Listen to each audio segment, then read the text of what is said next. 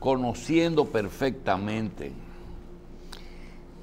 la manera de pensar de nuestra prensa en términos generales, salvo raras excepciones, sabemos muy bien que la prensa dominicana se maneja en torno a no disgustar a los Estados Unidos por dos razones. Primero, los dueños no quieren conflictos con Estados Unidos. Y segundo, le tienen mucho miedo a las visas. La mayoría de la prensa de aquí tiene visa americana y no quieren mucho. Esto ha producido un resultado, y es que la República Bolivariana de Venezuela en este programa ha tenido una actitud lo más democrática posible, por dos razones. Primero, nosotros entendemos que Hugo Chávez sacó la cabeza por América Latina. En un momento dado lo hizo.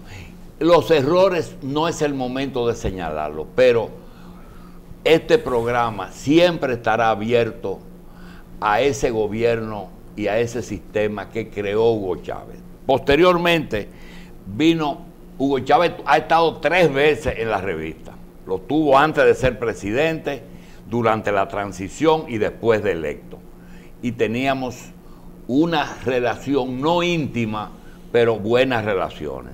Sabíamos de sus intenciones. Era un presidente bien intencionado, que no buscó el poder por la razón que la buscan las mayorías. Se equivocó, pero también en política se hace lo posible. Posteriormente,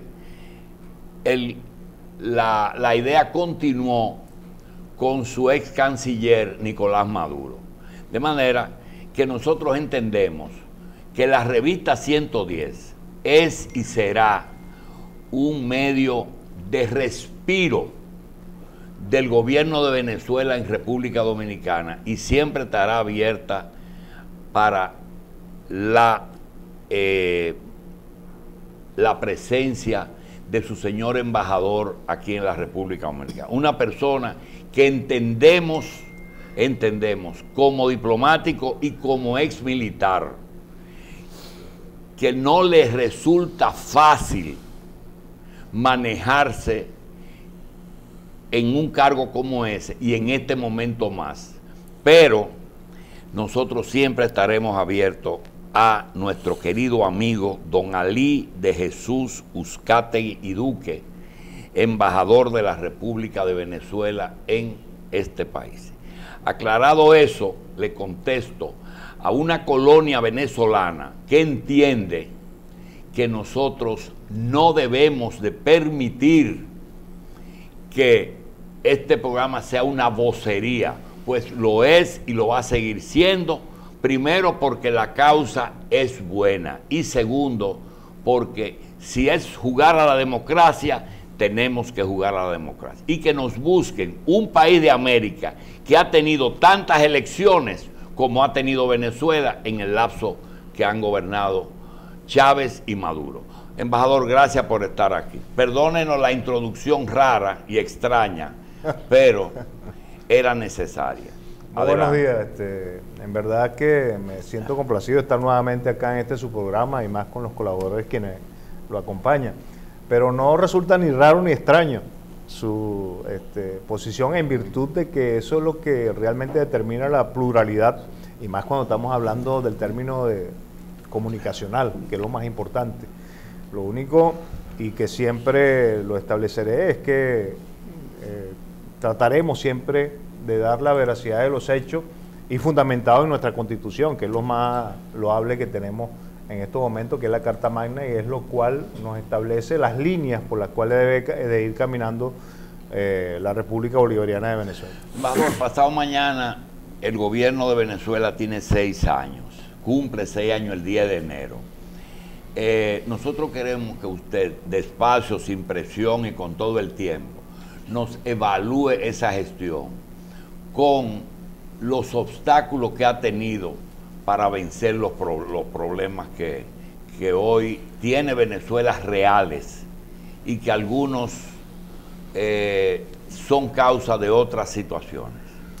Sí, efectivamente el proceso democrático de nuestro país ha venido pasando por una serie de hechos históricos, de historia reciente, desde 1998 a la presente fecha, que podemos marcar los últimos 6 años, más aún cuando se culmina un proceso en el cual el presidente Nicolás Maduro Moro termina con un periodo presidencial constitucional, y que en ese contexto, a partir de 2013, después de la desaparición física del líder de la Revolución Bolivariana, como lo es el comandante Hugo Rafael Chávez Frías, pues por elección popular surge ante la presidencia de la República, y como bien se denominó en el momento, como el hijo de Chávez, ¿no? Producto de una continuidad de un proceso en el cual todos conocemos como el chavismo.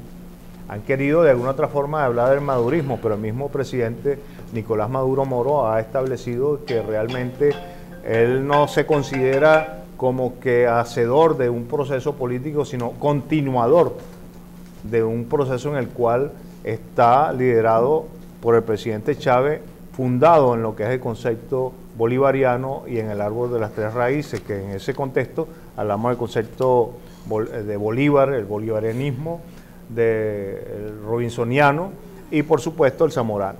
Elementos que nos van a dar un factor fundamental en el contexto moral y ético de la conducción de la política de la República Bolivariana de Venezuela. En ese contexto vemos que hay unos antecedentes en el cual el presidente de la República establece, en ese momento Hugo Rafael Chávez Frías, y le pide al pueblo que ante una acción devenida en el cual él no pueda seguir al frente de la presidencia, pues que el pueblo eligiera al presidente Nicolás Maduro presidente de la República, y de eso lo vemos cuando se llama a elecciones y sale electo ante el candidato opositor, el presidente Nicolás Maduro. De ahí para la fecha hemos visto una serie de elementos que se nos han venido presentando desde 2013, que han tratado de subvertir el orden interno del país, dentro del contexto de las acciones de la oposición, y por supuesto con un aliado exterior que ha sido el gobierno norteamericano y algunos otros países, o un grupo de países que al frente de ellos se encuentran, vamos a decirlo así, dirigencia caracterizados por el concepto de la derecha o ultraderecha, y que han consustanciado hoy en día un grupo de países denominado, por ejemplo, el Grupo de Lima, el cual junto con los Estados Unidos y algunos otros han tratado de desprestigiar lo que es la democracia de nuestro país y, por supuesto, tratar de decretar la ilegitimidad del presidente Nicolás Maduro Moro.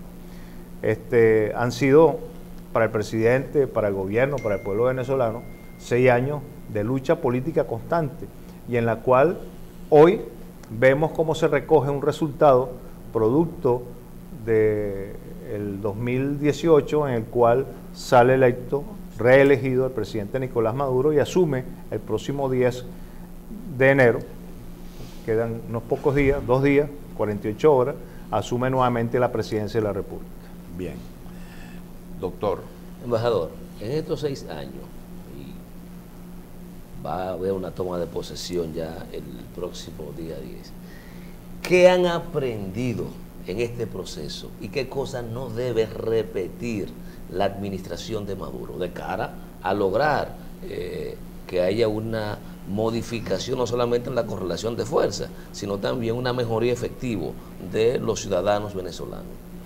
Sí, fíjate, yo creo que eso está marcado, y creo no, realmente eso está marcado por 2 aspectos fundamentales que son históricamente bien definidos. Los 40 años hasta 1998 y de 1998 a la fecha. Porque estamos hablando de una cuarta y una quinta república. Olvidemos hasta 1998 y vamos a establecer el contexto de 1998 a la fecha. Para ese momento, en Venezuela, realmente se inicia un proceso de reeducación del pueblo venezolano. Y cuando digo reeducación, es entender realmente sus elementos, vamos a decirlo, culturales, de trascendencia histórica, e internacionalizar el deber mismo y los derechos que debemos de tener como venezolanos. Por eso en 1999 sale una nueva constitución que es elegida por el pueblo, que es la Constitución de la República Bolivariana de Venezuela, la Carta Magna como la conocemos mayoritariamente en todos los países del mundo, y que desde allí se marca no solamente la conducta política, sino los intereses de un Estado, o mejor dicho, de ese concepto de Estado-Nación, que hay algo no tangencial, sino que transversal, que es el concepto del pueblo. Al tener un pueblo educado, al tener un pueblo que entienda su constitución, pues realmente vamos a entender de que vamos a luchar y a producir los elementos necesarios para el bienestar del pueblo venezolano. ¿Por qué te digo esto? Por la sencilla razón de que ¿qué debemos aprender? Bueno, una de las principales ascendencias fue el de entender que debemos defender una constitución, que es la Constitución de la República Bolivariana de Venezuela. Y el segundo elemento que también nos está enseñando es que debemos fortalecer la misma constitución con la intención de lograr la optimización de los procesos políticos en Venezuela. Lamentablemente, y cuando digo lamentablemente, ha existido en estos 6 años prácticamente un trabajo que ha querido desconocer esta constitución. Hay que recordar el golpe de Estado del 2002 y en adelante una serie de elementos en los cuales han interactuado de manera, si es posible, antinacional, una serie de actores de la oposición en las cuales desconocen o desconocieron a la Constitución de la República Bolivariana de Venezuela en su momento, y después, de alguna otra forma, de acuerdo a sus cualidades y de acuerdo a sus necesidades, pues reconocen a la Constitución.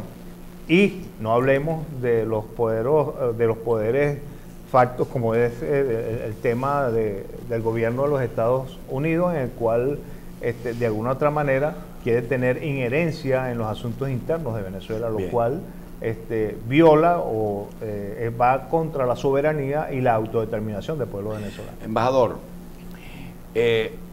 Venezuela tuvo tradicionalmente unas fuerzas armadas en todos sus gobiernos, muy bien organizadas, y quizás de las fuerzas armadas más ejemplares que tuvo el continente. Usted es hechura, mucha gente no lo visualiza como un hombre de carrera militar, sino que es el embajador de Venezuela, pero no sabe que ese embajador es producto de a lo mejor 10 o 12 años de ejercicio diplomático, pero su mentalidad, su formación no es básicamente política ni diplomática, ha tenido que hacerlo después. La pregunta viene porque el inicio de la era de Chávez y de la era de Lula comenzaron más o menos juntos esos dos países. Sin embargo, el final de la historia no es igual. El Brasil, la derecha se fue a pique y sube la izquierda, pero sin olvidarse de que el capital sigue siendo importante y el desarrollo de Brasil no podía desarrollarse con ideas que eran del pasado. Sin embargo, Venezuela, obligado por circunstancias que usted acaba de explicar, no decide hacer alianza con Estados Unidos y la hace con un país socialista que está tratando de salir del socialismo. Entonces, eso ha hecho que sea una tara para que arranque la parte económica. Tú no puedes asociarte a quien está en crisis y quiere salir de esa crisis. Entonces, esa dependencia de una alianza que le ha atrasado, ¿usted no considera que no es que fue un error, pero esa alianza obligada ha hecho que Brasil y Venezuela hayan seguido dos cursos tan diferentes? Mira, son tantos los elementos económicos que allí interfieren en un proceso político. Y cuando hablamos de política, no solamente de la conducción de partidos políticos, de ideas políticas, sino en la política en general, porque es la interrelación de los seres humanos. per se habla del hombre como animal político. Pero en ese contexto sí le infiero, primero como miembro de las Fuerzas Armadas, que realmente con la llegada del presidente Hugo Rafael Chávez Frías se retoma no solamente un liderazgo de nuestras Fuerzas Armadas, sino se potencia el concepto de los ideales bolivarianos y más aún se adapta o se toman nuevos lineamientos de conducción del ejército. Y cuando digo el ejército es en todos sus componentes, en su contexto. Nos alejamos de la doctrina norteamericana, que es lo que lamentablemente ha dominado el mundo, y somos, de acuerdo a nuestras circunstancias y a cuanto a los elementos que nos rodean, utilizamos nuestras potencialidades desde el recurso humano hasta el equipamiento militar, con otras tácticas, con otras estrategias, con otras consideraciones, que lo que nos va a permitir a encontrar la defensa del país, no solamente desde el punto de vista militar, sino en todos los ámbitos, en lo económico, en lo social, y que permita realmente fortalecer la defensa no solamente del país, de la nación, del Estado, sino de la Constitución de la República Bolivariana de Venezuela. Cuando usted me habla del concepto, porque me lo indica de esa forma, multipolar, es lo que es llamado hoy en día el enfrentamiento de dos sistemas, porque está el sistema capitalista y está el sistema social o socialista, que debemos de entenderlo bien, y es que el concepto del capital per se es la búsqueda de generar más dinero o económicamente buscar riquezas en función de algunos elementos de inversión en el concepto del desarrollo de la industrialización, etcétera, etcétera, pero siempre en una medida de principios de privatización, o mejor dicho, de intereses privados. En lo social es el interés nacional, el interés del Estado en el desarrollo hacia la población con una inversión social.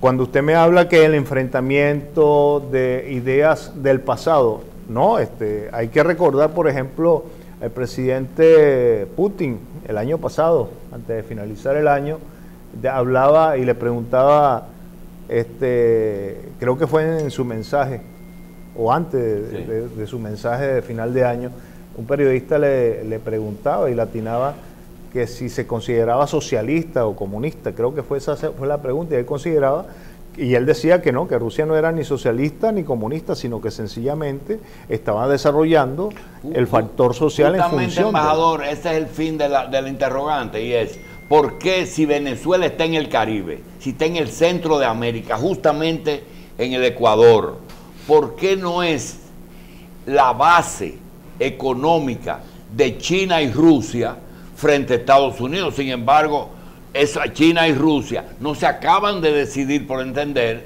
que Venezuela sería la puerta de entrada a América, y ustedes pueden beneficiarse de eso.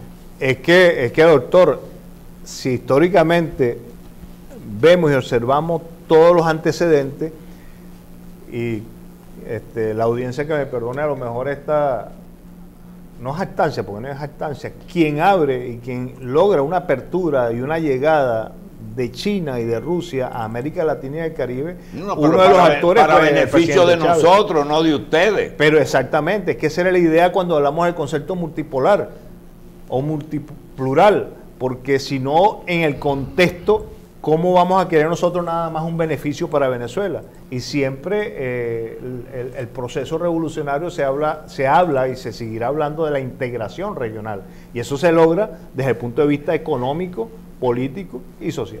Embajador, viendo el panorama de cómo ya han ido cambiando los gobiernos, básicamente con tendencia hacia la derecha, y el reciente llamado que hace el secretario de Estado de Estados Unidos para que América Latina se una en contra del gobierno de Maduro, ¿cree usted que Venezuela, el presidente, ustedes pueden trabajar para terminar el nuevo periodo que todavía no ha comenzado?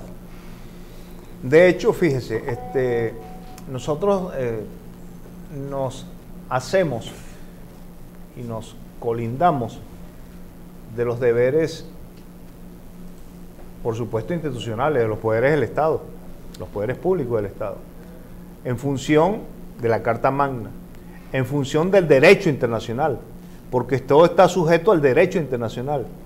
La gente no se ha puesto a pensar que todo lo que le ha venido ocurriendo a Venezuela ha sido una violación del derecho internacional. Pero la gente no habla de esto. Así como nos están tratando de violar, que no se ha permitido la Constitución de la República Bolivariana de Venezuela, solamente ya en el 2002, y después algunos elementos que han tratado. Por eso es que, y traigo el 2017, cuando el presidente de la República se hace de los artículos 347, 48 y 349 de la Constitución para restablecer y llamar a una Asamblea Nacional Constituyente, y automáticamente se llega a un proceso de paz democrática, porque veníamos a un proceso de violencia en el cual, bueno, ya habían ocurrido una cantidad de fallecimientos, producto de ese enfrentamiento de la oposición contra el gobierno nacional y generado por una serie de elementos subversivos, de subversión interna, que procuraban la violencia para que nos llevaran a una guerra civil, lo cual se evitó, gracias a Dios, a la Constitución. Entonces vemos cómo, teniendo una herramienta como es la Constitución de la República Bolivariana de Venezuela, se ha mantenido y se ha restablecido la democracia. Por eso es que cuando usted me dice que el próximo periodo constitucional pudiera estar vulnerado, no, sigue estando consolidado por la Constitución, porque se ha venido cumpliendo cada uno de los plazos que ella establece. A nivel internacional, por ende, nos suple y nos protege el derecho internacional. Tanto es así que han querido, de alguna u otra forma, por algunas organizaciones, como lamentablemente ha ocurrido a través de la OEA, por unas estrategias fallidas del señor Almagro, de aplicar la Carta Democrática por instrucciones de los Estados Unidos, del gobierno de los Estados Unidos, por instrucciones de algunos otros elementos interesados en que se delegitime al presidente Nicolás Maduro Moro y, por supuesto, la Constitución, porque básicamente no es solamente el presidente contra el presidente Nicolás Maduro, es contra esta Constitución, porque vamos a ser claro y preciso en este momento, vamos vamos a enseñar lo siguiente: si con esta Constitución llega un gobierno de derecha, el gobierno de derecha tiene que cumplir esta Constitución, y esta Constitución es socialista.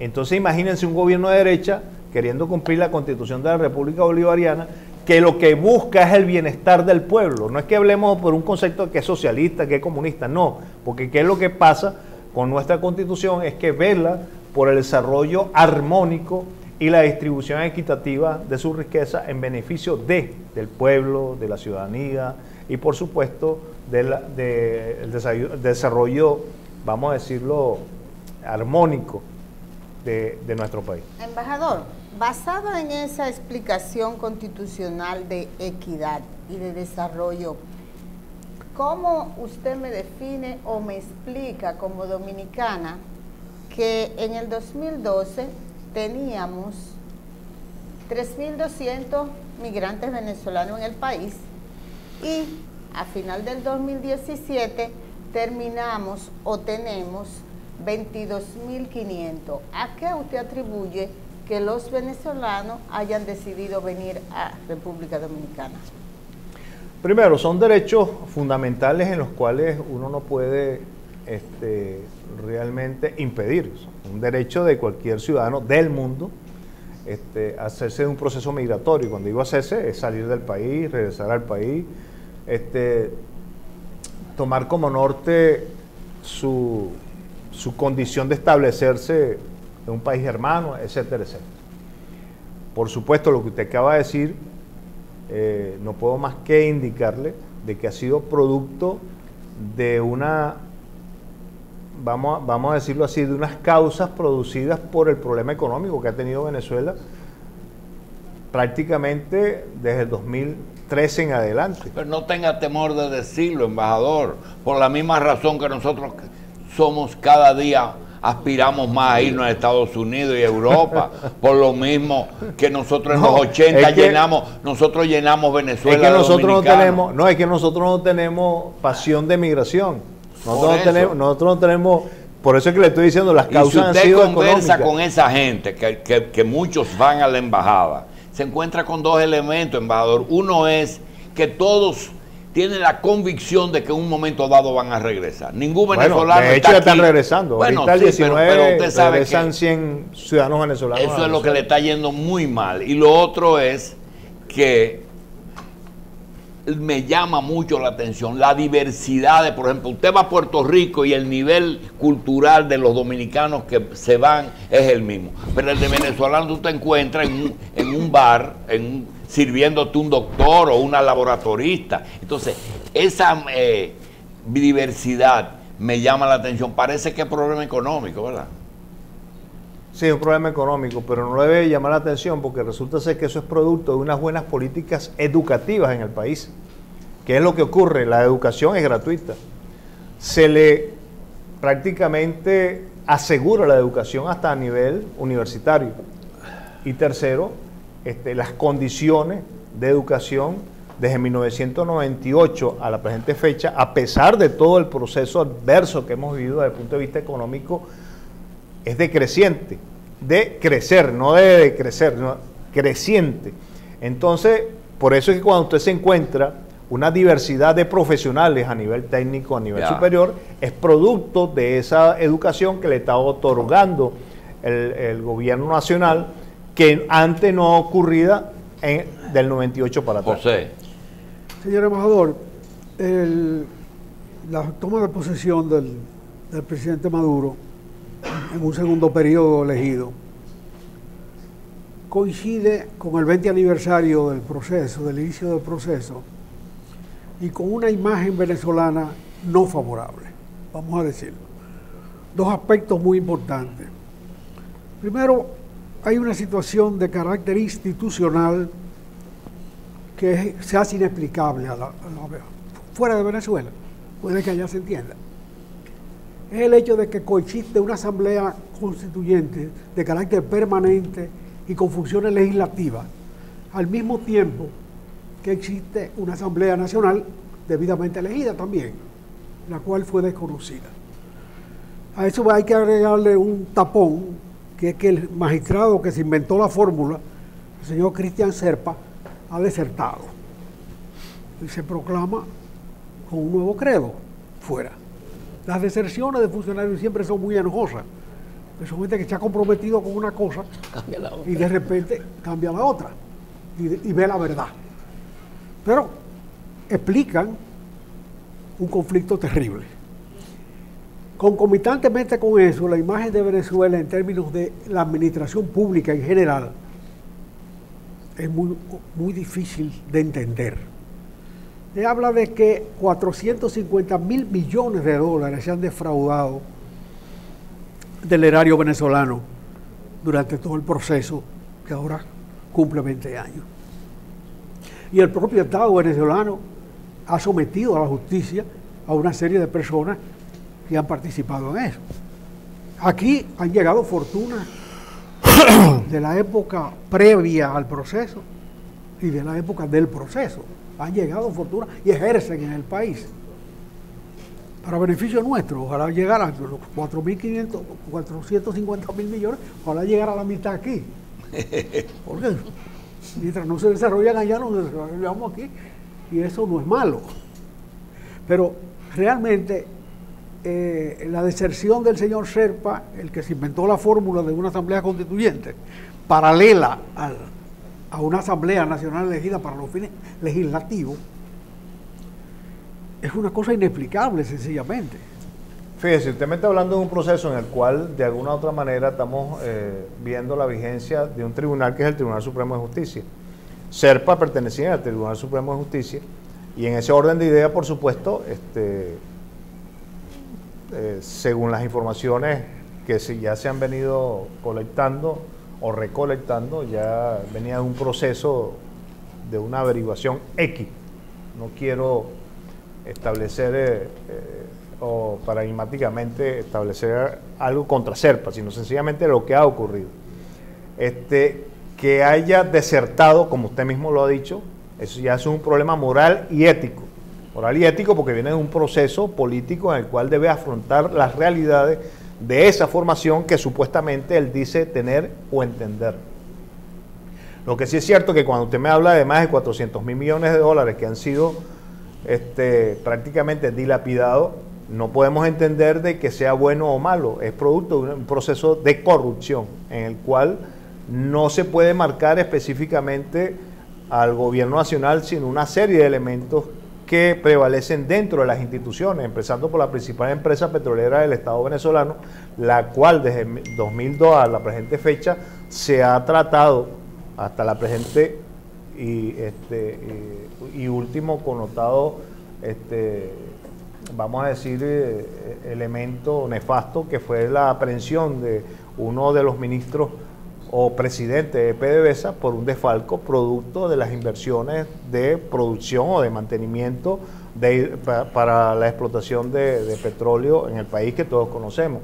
O sea, es todo un proceso de corrupción. En ese concepto, cuando hablamos de la Asamblea Nacional Constituyente, ¿por qué hablamos de la Asamblea Nacional Constituyente? Por la sencilla razón de que se llamaron en el 2017 los artículos 347, 348, 349, para restablecer el orden democrático producto de que la Asamblea Nacional se encuentra en desacato. ¿Y por qué se encuentra en desacato? No es, el concepto de desacato no es sencillamente un adjetivo o un calificativo que se le quiera dar a la Asamblea Nacional, sino que el 2015, el 2016, desde el mismo momento que se establece la Asamblea Nacional Constituyente, desconoció una resolución o una disposición del Tribunal Supremo de Justicia. Entonces la Asamblea Nacional, lamentablemente, en ese momento se cree, vamos a decirlo así, creyó que estaba por encima de. No, ellos tienen que, como todos los poderes del Estado, cumplir con las disposiciones mismas y no entrar en un desacato. Y al estar en desacato, todas las acciones que allí se realicen son nulas. Entonces, por supuesto, cuando usted me dice que hay dos que están legislando, si habláramos de una Asamblea Nacional que no esté en desacato, legisla y sus diligencias son aceptadas legalmente, pero al encontrarse en desacato y no asumir una responsabilidad que desdice de sus acciones en el 2016, por supuesto, está ilegal en sus acciones, no en su constitución, porque fueron elegidos por el pueblo. Embajador, mire, vamos a tener el día 10, 6 años del gobierno constitucional de Maduro y 20 años de que Chávez subió al poder. El tema es el siguiente: independientemente de analizar las causas por las que nuestros hermanos ricos se hicieron pobres y que no lo hemos entendido, el país más rico de América ahora es el país más pobre de América, porque en Haití no hay nada que hacer. La pregunta es la siguiente: si yo quisiera llevarle un mensaje a los venezolanos que no van a escucharnos a nosotros, que viven en Venezuela, que tienen precariedades de suministros, a los venezolanos que viven aquí y a los países de América, y le quiero llevar un mensaje con la palabrita optimismo, ¿qué usted le diría? Porque me da trabajo buscar una razón para decir, seamos optimistas. Podemos ser optimistas en Venezuela y decir, se está construyendo una Venezuela mejor de lo que está, o el bloqueo nos va a ahogar.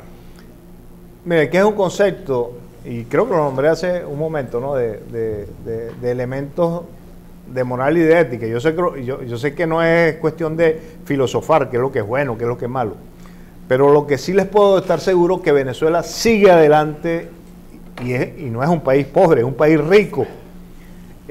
Hay que recordar que para 1998 nosotros teníamos casi el 75% de la población en pobreza y pobreza extrema. Seguimos teniendo pobres como lo tiene cualquier algún otro país, más aún con el bloqueo económico, que usted muy bien lo acaba de nombrar. No es un bloqueo económico producto porque de alguna otra manera Venezuela ha tratado de vulnerar e invadir países, de provocar subversiones en la región o en otros continentes. Venezuela es producto de un bloqueo económico por buscar otro sistema, que es lo que está desarrollando, otro sistema económico que le permita realmente el fortalecimiento necesario para distribuir esas riquezas que de alguna u otra manera sigue manteniendo Venezuela y mantendrá por muchos años. De alguna forma, la esperanza y ese optimismo lo podemos ver el retorno de muchos venezolanos que ya empiezan a tener algunos problemas al país. Y es que Venezuela navega en un mar de tempestad y usted pide que esperemos un mar de calma o no hay posibilidad por ahora. ¿Qué hace un buen marinero cuando está en un mar de tempestad? Bueno, conducir la embarcación para poder llegar al final de su puerto. Seguro. Así estamos haciendo los venezolanos. Ante esa tempestad que lamentablemente nos originan elementos foráneos, como el gobierno de los Estados Unidos desde el 2015 a través de las sanciones ya decretadas por Obama y luego conducidas por el presidente Trump, pues vemos que de alguna otra manera tenemos que seguir conduciendo esa embarcación para llevarla a puerto seguro a través del mejor manejo económico que tenemos a disposición, y por eso el concepto multipolar en el cual buscamos estratégicamente un relacionamiento con países como Rusia, con China, con Turquía y todos aquellos, algunos u otros países que tienen un potencial de desarrollo no solamente económico, sino tecnológico y científico que nos permiten a nosotros mantener el desarrollo. Tanto es así que ahorita se acaba de terminar de construir la vivienda 2.500.000. Entonces estamos hablando de un proceso en el cual, que a pesar de toda la adversidad económica, seguimos educando, seguimos trabajando con todos los esfuerzos e insumos necesarios para poder mantener el equilibrio de nuestra población en cuanto a la satisfacción de sus principales necesidades, empezando por el abastecimiento, el cual todos los días el Estado venezolano tiene que estar buscando soluciones al frente de ese bloqueo que nos impone los Estados Unidos. Y cuando usted decía que tenemos más de 400.000 millones de dólares perdidos, también tenemos que pensar que dentro de ese bloqueo hemos perdido esa misma cantidad de dinero por ese bloqueo bestial que nos ha mantenido el gobierno de los Estados Unidos a través de sus instituciones financieras internacionales. Bien, le damos las gracias al señor embajador de la República Bolivariana de Venezuela en la República Dominicana, embajador Alí de Jesús Uzcategui y Duque. Embajador, gracias por estar con nosotros. Gracias a ustedes. Y esperemos que el día 10 sea el inicio de una etapa de mayor optimismo, por lo menos. Seguimos gracias, con optimismo siempre. Gracias, embajador.